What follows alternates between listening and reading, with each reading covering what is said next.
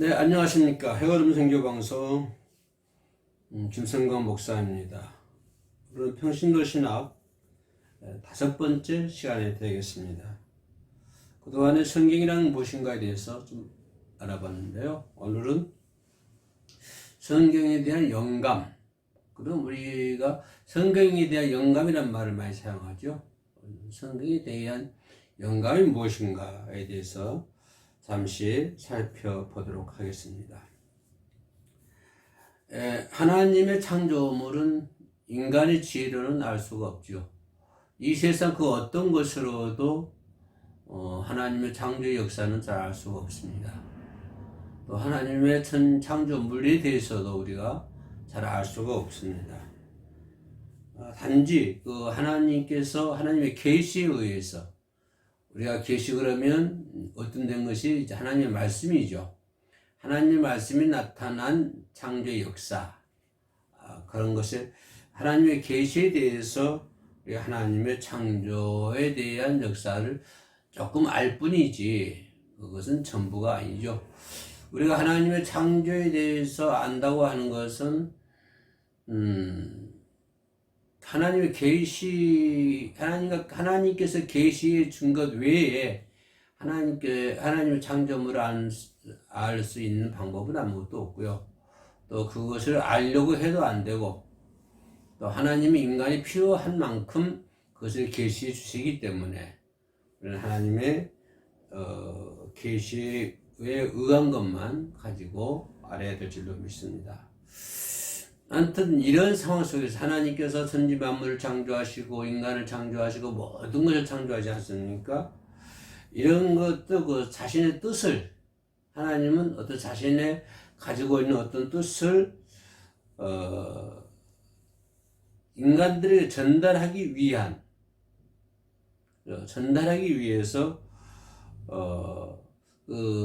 하나님의 전달을 받을 수 있는 사람들, 우리가 말하면 저자들이라고 얘기하죠. 그 저자들에게 다시 말하면 성령의 감동을 받게 하셨다 라고 말씀을 할 수가 있습니다. 그래서 성경을 기록하신 분들은 모두가 하나님의 성령의 감동을 받게 하신 분들이고, 이것은 하나님의 뜻을 전달하기 위해서 특별히 하나님께서 성령의 감동을 주셔서 사용하셨다라고 말씀을 드릴 수가 있겠습니다. 아무튼 그 성경책을 기록하는 그 과정 속에서 그 저자들에게 그 성경을 기록한 저자들의 마음에 영감을 하나님께서 불어넣어 주셨다라고 요한복음 14장 26절에서 분명히 말씀을 해주고 있습니다. 거기를 제가 한번 봉독해 보면요, 보혜사 곧 아버지께서 내 이름으로 보내실 성령, 그가 너희에게 모든 것을 가르치고 내가 너희에게 말한 모든 것을 생각나게 하리라. 때문에 성경이라 하는 것은 어떤 사람의 지혜와 전략으로 우리가 성경을 알 수가 없죠. 많은 학식을 가지고 있다고 해서 성경을 알 수 있는 건 아니고요. 또 많은 학문과 이 세상 어떠한 방법으로 많은 것을 소유했다고 할지라도 하나님의 전략을 그 인간의 방법대로, 전략대로, 인간의 어떤 지혜대로 기록된 것은 아니다. 오직 하나님의 일괄된 진리를 담고 있다라고 우리는 성경을 그렇게 표현하고 있습니다. 그래서 다시 말씀드리면 성경이라 하는 것은 인간의 지혜와 인간의 어떤 전략으로 기록된 것이 아니라 오직 하나님의 일괄된 진리를 담고 있다. 그러기 위해서 하나님은 저자를 선택했고 그 저자들의 마음속에 성령을 부어놓고 성령의 감동을 받게 하셨다라고 얘기를 하고 있습니다. 이 영감이라 하는 말, 이 영감은 헬라어로 하나님의 감동으로 된 것, 데오푸스토스라고 하는 말이 헬라어인데요. 하나님으로 감동으로 된 것. 그래서 영감은 하나님으로 감동으로 된 것. 이런 용어로 성령이 성경에 성경에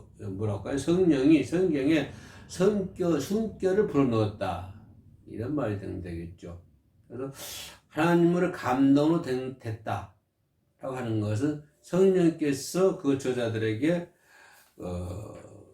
성경에 순결을 부어넣었다. 하나님의 순결을 부어넣었다 라고 표현할 수가 있겠습니다.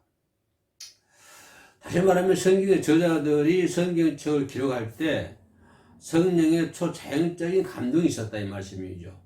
무조건 사람을 불러다가 그 사람이 뭐 지혜와나 뭐 관력들을 쓰라는 것이 아니고 성령의 초자연적인 감동이 있었다는 것이다. 예.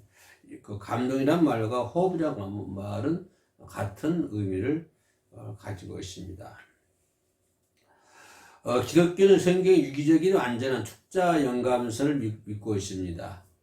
그죠? 하나님께서 우리 기독교에서는 축자 영감서를 믿고 있는데요. 이 말은 성령님이 저자들을 감동케 하여 그 인격과 정보와 기질과 재능 등 모든 인성을 사용하면서도 다시 말씀드리면 하나님이 A라는 사람을 선택했습니다. 성경을 기록하기 위해서요.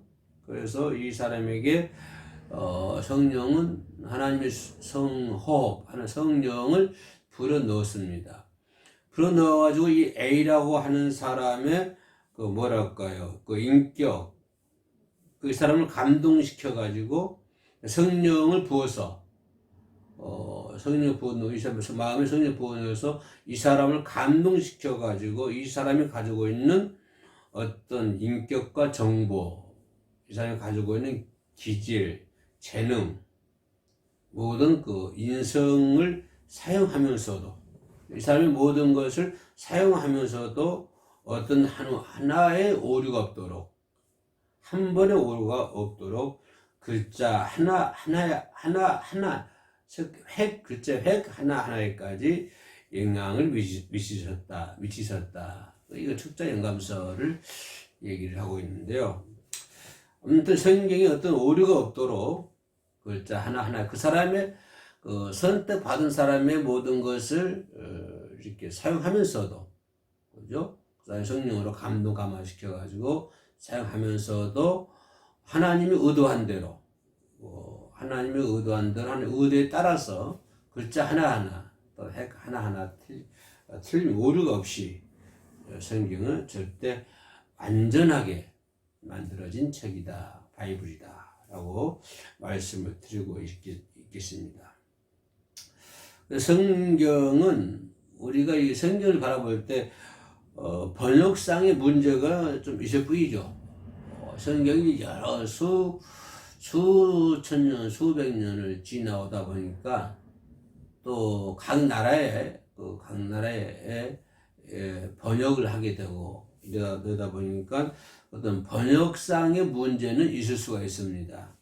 있을 뿐이지 그러나 성경 원어 자체에는 문제가 있는 것은 전혀 아니다 라고 우리가 이해를 해야 될 것 같습니다.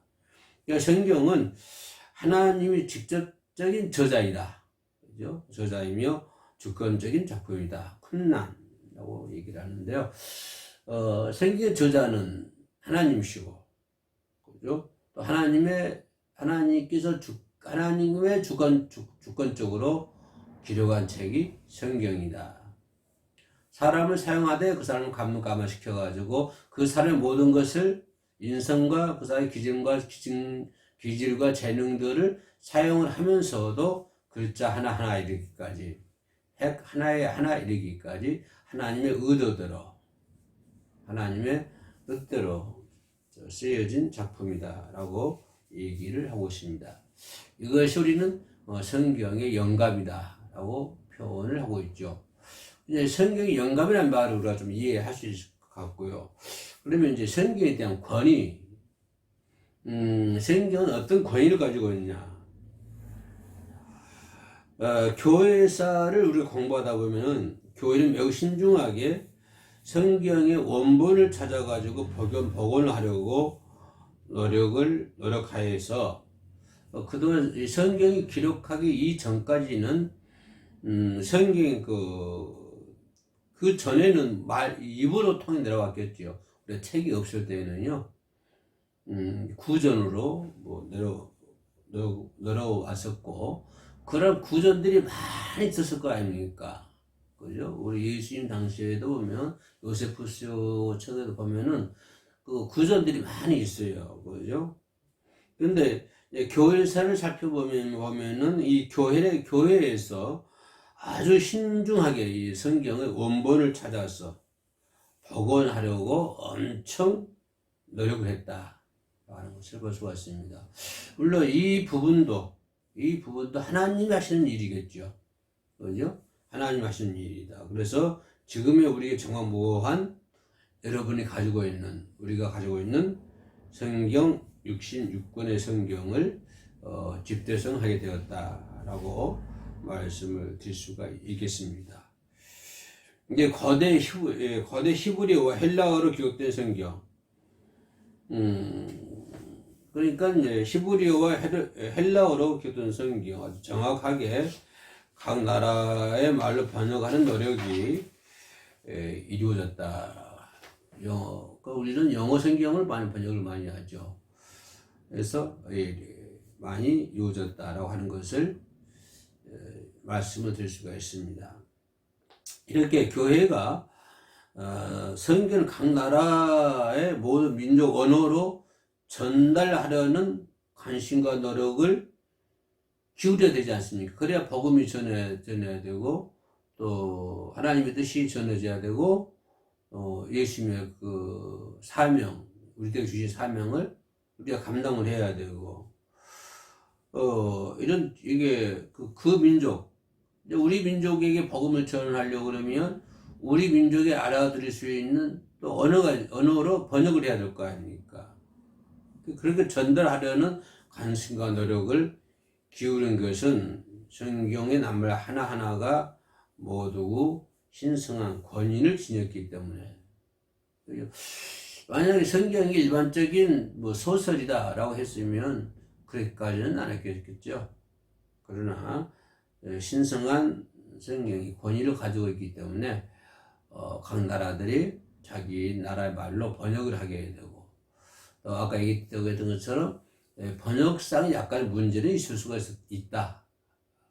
전혀 문제는 없다라고 표현할 수는 없겠죠.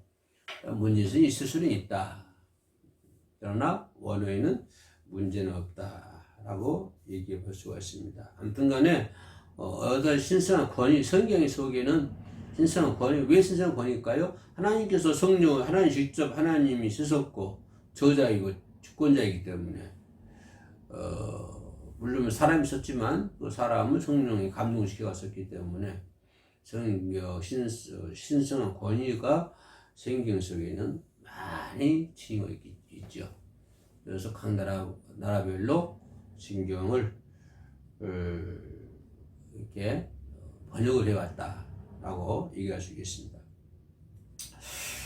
그러면 이렇게 이제 성경이 기록이 되어 있었고, 그럼 예수님이 성경에 부여하신 권위는 어떤 것일까? 그러면 예수님께서 성경에 보는 권위, 또 하나님께서 성령을 감동을 시켜가지고 사람을 시켜서 성경을 기록을 했고요. 마태복음 5장 18절 말씀 보면 이런 말씀이 있어요. 진실로 너희에게 이르노니 천지가 없어지기 전에는 율법의 1.1획도 결코 없어지지 아니하리라. 그러니까 천지가 없어지기 전에는 성경 한 절도 한 획도 없어지지 아니하리라. 없어지지 아니하고 성경에 다 나와 있는 대로 다 이루어질 것이다. 참 중요한 말이죠. 그러니까 이게 성경에 대한 권위죠. 이것이 성경에 대한 권위. 성경에 대한 말씀은 천지가 없어져도 없어지기 전에는 1.1획도 없어지지 아니하고 그대로 다 이루어질 것이다. 성경에 기록된 대로 다 이루어질 것이다 라고 하는, 성경에 어떤 것이 기록되어 있든지 간에 무엇이 기록되어 있든지 간에 그대로 다 이루어질 것이다 라고 하는. 왜 그럴까요? 그것은 하나님께서 저자이고 하나님 집권자이기 때문에, 하나님에 의해서 만들어지는 것이기 때문에 그대로 다 이루어질 것이 우리는 성경의 권위다 라고 말씀할 수 있고요. 또 예수님도 이러한 권위를 가지고 있다. 예수님은 성경의 1.1핵이라도 없어지지 않냐고 다 이루어질 것이다 라고 아까 마태복음 5장 18절에서 성경의 권위에 대해서 아주 강력하게 강하게 말씀을 하고 있지 않습니까? 우리가 성경을 봅니다만 성경에는 한 글자라도 필요 없는 글자가 없습니다. 그죠? 한 1.1핵이라도 불필요한 것이 없고요. 또 성경을 우리가 아무렇게나 해석해서는 절대로 안 된다고 하는 것입니다. 자, 아까 마태복음 5장 18절에서 진실로 너에게 이르노니 선지가 없어지기 전에는 율법의 1.1핵이라도 결코 없어지지 아니하고 다 이루어지리라. 이렇게 예수님이 말씀하신 의미도 그런 의미가 아닐까요? 하여튼 예수님은 성경이 1.1핵이라도 없어지지 않냐고 다 이루어질 거라. 다시 이 말씀은 예수님께서 그 말씀을 전하시고자 하는 의도는 뭐냐면 성경에 한 글자라도 불필요한 것이 없다. 한 글자 핵 하나라도 불필요한 것이 없다. 다 필요하다고 하는 것이라. 그렇기 때문에 성경에 나와 있는 한 글자라도 불필요한 것이 없기 때문에 아무렇게나 해석해서는 안 된다.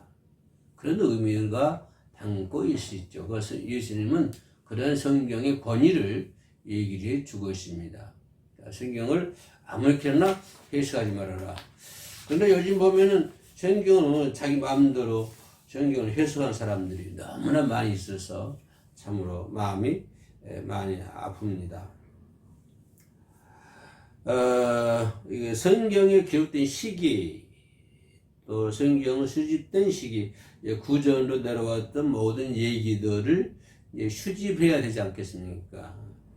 그리고 또 수집을 해야 되고, 또 수집하고, 이제 또 각 나라별로 전파되기도 하고, 우리나라 같은 경우도 한 120년 전에 우리 기독교가 들어왔으니까요. 전파되기 시기. 또 그 성경을 인쇄되고 하기도 하고, 그 성경이 기록이 되죠, 또 시집이 되죠, 또 전파가 되죠, 또 인쇄가 되죠. 이런 모든 시기뿐만 아니라 지금도 성경을 사사리 풀면서 하나님이 세우시고 예수님께서 권위를 세우신 성경의 권위를 허물려고 하는 사람들의 움직임이 참 주변에 많이 있다고 하는 거예요. 너무 많다고 하는 것이에요. 그래서 이단들이 많이 생겨났고요. 예수님 당시에도 이단들만 있었으니까 뭐 지금이 얼마나 많겠습니까? 그죠?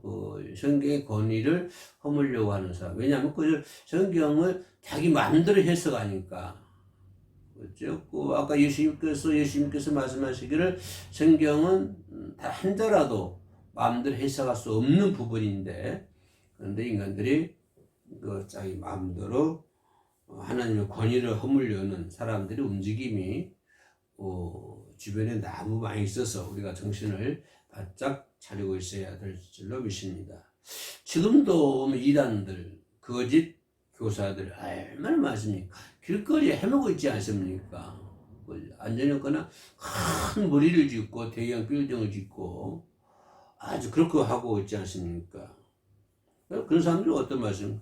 그런 사람들 어떤 사람들이요? 하나님의 말씀의 권위를 땅에 떨어뜨린 사람들 아닙니까? 예수님께서 말씀하신 성경의 권위, 하나님이 저자가 되신 성경의 권위를 이 사람들은 이단들, 거짓 교사들, 이 사람들은 그 하나님의 말씀의 권위를 땅에 떨어뜨리지 않습니까?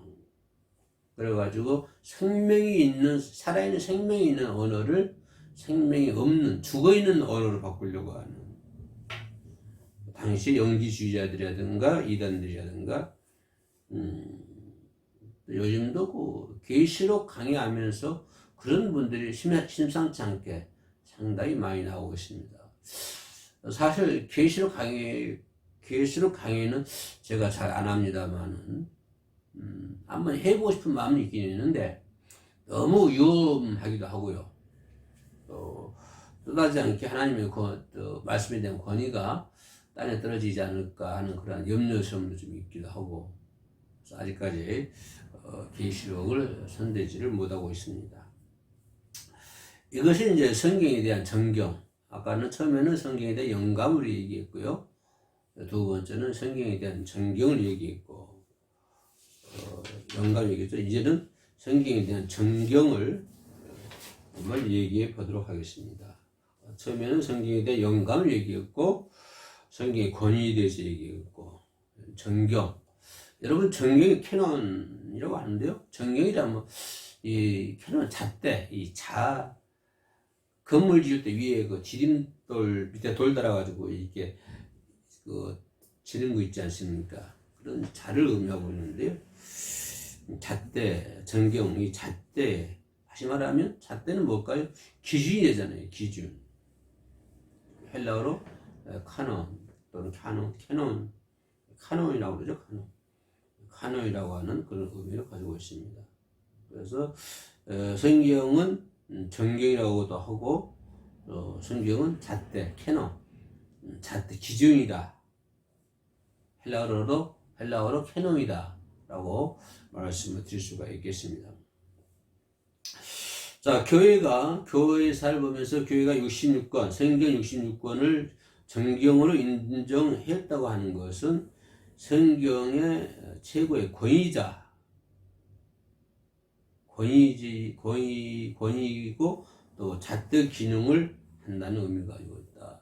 그러니까 이제 교회사에서 성경을 정경으로 세우고 캐논으로 세우고 이렇게 했다고 하는 것은 성경의 최고의 권위를 인정하는, 이것이 이제 기독교의 잣대다라고 그렇게 기능을 하는 그런 의미를 가지고 있습니다. 그러면 이런 또 생각이 들지 않습니까? 이런 의심이 들지 않습니까? 왜 교회는 정경이라는 기준을 가져야 하고 있어야 될까요? 왜 교회는 그 정경이라고 하는 잣대, 캐논 기준을 가지고 있어야 할까요? 이런 또 의문이 또 생길 수가 있습니다. 왜냐하면 진정한 교회와 그 신앙의 기준이 중요하기 때문입니다. 하지만 교회에 대한 기준이 있어야 되고 신앙에 대한 기준이 있어야 되지 않겠습니까? 만약에 이런 기준이 없다면 교회에도 기준이 없고 성경에도 기준이 없고 성도들의 삶에도 기준이 없다고 한다면 어떻게 됐었어요? 그러나 이단과 제약의 문제 앞에서 성경의 기준이 땅에 떨어지고 모호하게 되고 교회의 권위가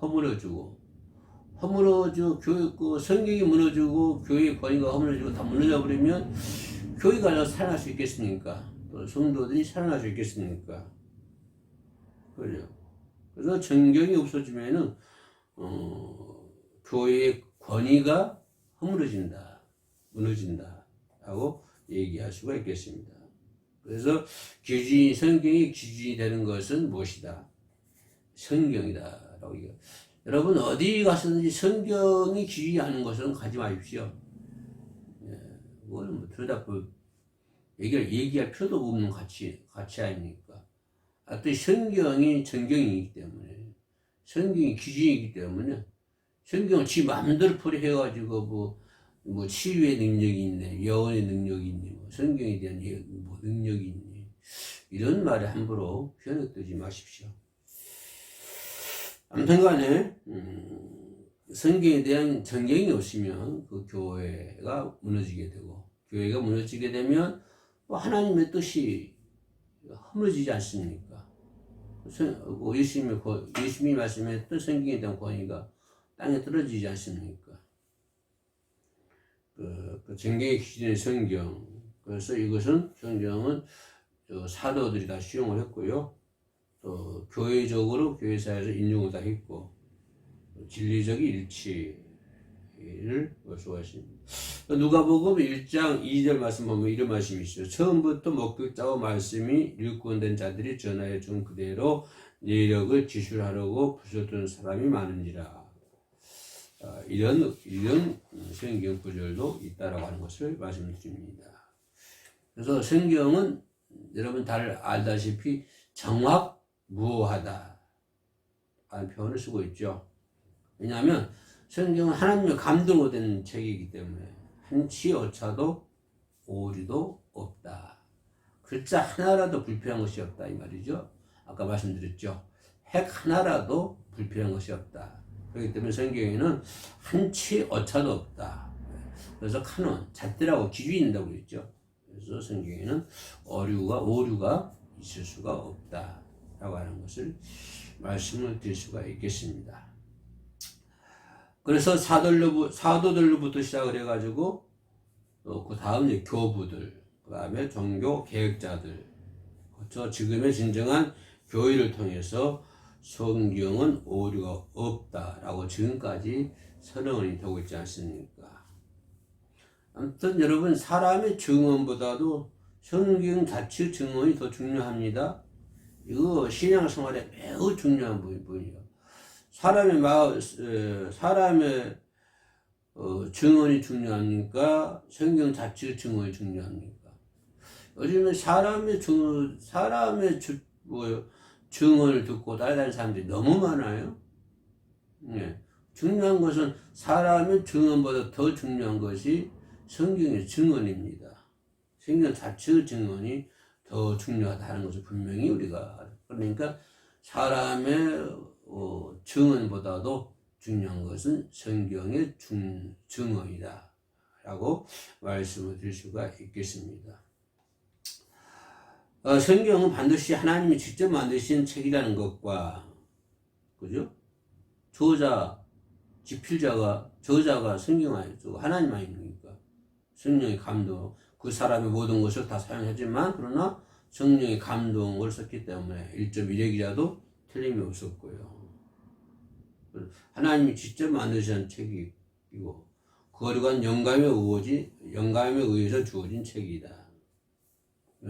증언하기에 권위가 있는 책이다. 성경은 권위가 있는 책이다. 그렇게 마태복음 5장 18절에서 말씀을 해주고 있습니다. 좀 이제 끝부분으로 무엇보다도 중요한 것은 예수님이 성경을 가감없이 존중하며 말씀하셨다고 하는 거예요. 예수님이 살아가실 때 성경을 많이 인용하지 않았습니까? 만약에 성경에 권위가 없었더라면 예수님께서 그런 말씀을 사용했겠습니까? 그러죠. 또 가장 중요한 것은 예수님이 성경을 가감없이 존중을 하고 또 여러 곳에서 인용을 하고 말씀을 해주셨다 라고 하는 것을 우리가 볼 수가 있습니다. 요한복음 3장 11절로 12절 말씀 보면은 하나님이 직접 증언한 성경의 가치가 권위의 기초이다 라고 하는 것입니다. 성경의 가치는 권위의 기초예요. 여러분, 교회 권위가 어디 있습니까? 교회 권위가 뭐 건물입니까? 교회 권위는 교회 수천 명 성도들입니까? 그것보다 중요한 건 교회의 권위는 뭐예요? 교회의 권위는 성경의 가치가 교회의 권위가 되는 것입니다. 우리 이걸 반대로 알고 있어요. 교회가 막 커야, 수천, 수만 명 돼야 교회 가치가 있고, 그죠? 응? 권위에 기초화되고, 이렇게 생각들을 하고 판단들 하는데요. 아주 잘못된 것입니다. 옛날 유럽에서부터 다 그렇게 생각을 해왔는데요. 그거 중요한 것이 아니라, 성경의 가치가 권위의 기초다라고 하는 것입니다. 가장 권위의 기초가 되는 것이 성경의 가치다라고 하는 것을 보죠. 그러니까 교회가 다 없어져도 유럽 보면은 큰 게 우리나라도 막 교회가 문다고 그러는데 교회가 다 없어져 무슨 일이 있더라도 성경의 가치가 권위의 기초다 하는 것을 말씀을 드릴 수가 있겠습니다. 그래서 요한복음 10장 35절 말씀 보니까요. 성경을 폐하지 못하나니 하나님의 말씀을 받은 사람들을 신이라 하셨거든. 하나님의 말씀을 받은 사람들을 신이라고 표현을 했어요. 그리고 요한복음 17장 17절에 그들을 진리로 거룩하게 하옵소서. 아버지의 말씀은 진리입니다. 그러니까 아버지의 말씀은 진리이고 그 진리를 터득한 사람들, 진리를 기초로 삼는 사람들을 그 진리로 사람들을 거룩하게 만들라 라고 요한복음 17장 17절에서 말씀을 해주고 있습니다. 성경의 권위가 성경의 무호성을 증명해 주고 있습니다. 사람들은 지속적으로 성경의 권위를 허물기 위해서 성경에 대한 실수, 오류 또 이런 것을 찾아내려고 많이 노력하잖아요. 성경의 권위를 허물어뜨리려고 그러고, 그죠? 그런 시대에 살고 있는 교회와 성도들, 그런 상황 속에서 이단들이 팔을 치고 길거리 나오면 얼마나 많습니까? 대놓고 하고 있는데, 때를 지놓고 하고 있는데, 어쨌든 보면 사거리마다 막 진을 치고 있기도 하고, 그 앞을 지나가지도 못하겠더라고요. 살을 붙들고 하도 얘기하는 바람에. 이런 시대에 살고 있는 사람들은 하나님 말씀이 참되다. 이런 권위를 확실하게 우리가 지켜내야 될 줄로 믿습니다. 그래서 성경은 사람의 지혜, 아까 얘기했던 건 사람의 지혜나 더 간력으로 기록된 것이 아니라 성령의 감동으로 기록된 것이다 라고 말씀드렸고요. 오류가 없는 권위 있는 책이다. 정확 무한 책이다. 성경의 1.1역이라도 없어지지 아니하고 또 성경에 기록된 대로 다 이루어지리라. 예수님의 말씀이죠. 성경은 성도들에게는 절대적이며 참된 권위이다. 여러분이 가지고 있는 권위는 뭡니까? 성경이죠. 성경 외에 여러분이 가지고 있는 권위가 무엇입니까? 여러분, 우리가 가지고 있는 권위는 오직 성경입니다. 그러니까 그 성경을 주신 하나님께 얼마나 감사해야 됩니까? 또 그 성경은 1.1역에도 없어지지 않냐고 또 다 이루어진다고 말씀 주고 계시기 때문에요. 그래서 베드로후서 1장 20절로 21절 보면 먼저 알 것은 성경의 모든 예언은 사사로이 풀 것이 아니요. 마음대로 풀지 말라는 거죠. 그 어려운 문제예요. 성경에 나온 예언의 말씀을 푼다고 하는 것은 참고 공부 많이 해야 됩니다. 기도도 많이 해야 되고요. 그죠? 또 예언은 언제든지 사람의 뜻으로 된 것이 아니요 성령의 감동하심으로 받은 사람이 하나님께 받아서 말한 것이다. 그래서 예언의 중요성도 말을 해주고 있습니다.